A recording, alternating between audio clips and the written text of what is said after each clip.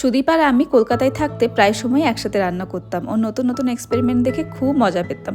আজ রবিবার ছিল, ওর ছুটির দিন। নিজেই বললো আজ একসাথে ব্রেকফাস্ট বানাবো। তাড়াতাড়ি আমরা দুজন ব্রেকফাস্টটা বানিয়ে ফেললাম।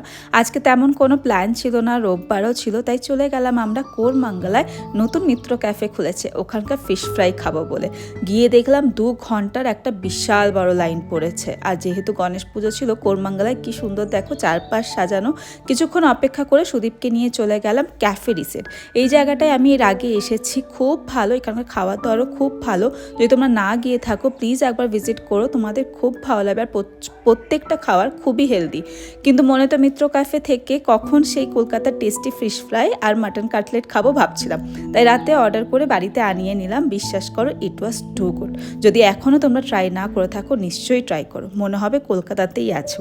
তাহলে আজকে এইটুকুই থাকলো, দেখা হচ্ছে নেক্সট ভিডিওতে। সবাই খুব ভালো থেকো, বাই।